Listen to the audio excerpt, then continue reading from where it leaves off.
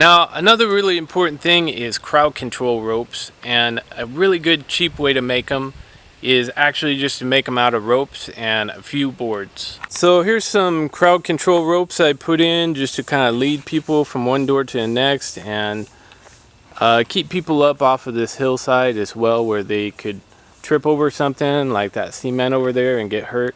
And here we use them to keep people out of the bushes, and for the patio we decided to just tarp that whole thing and to keep people away from this pump so they don't trip over it in the dark. And here's some more right here, and here's the ones for the entrance to lead people back into the backyard.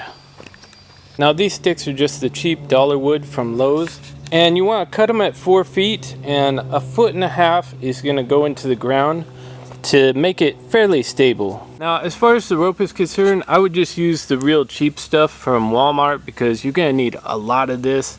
So they have a rope at Walmart for $5 for 50 foot of rope. And I usually just kind of wrap it around and then I'll just poke it through and pull this tight. I don't usually bother to tie it in a knot. Now as for your ends, every time you cut it, they're going to come unfrayed. So you need to wrap some tape around there. The best stuff to wrap around there is some white electrical tape. And you're also going to need a good thick drill bit to drill the holes through here. Now as far as dealing with all these odd length ends of rope and to really maximize the efficiency of what you're doing, just go ahead and take 2 ends of rope and just wrap the electrical tape around them so that they don't pull apart.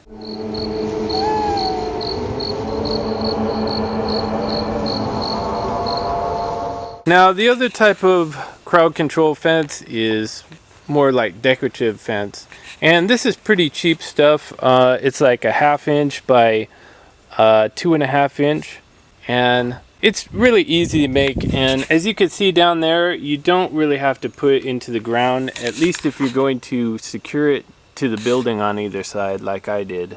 Now if you do have to put it into the ground, considering it's just temporary, I would just put about 1 foot down into the ground here, just at the corner post, like there, and maybe that corner and over there.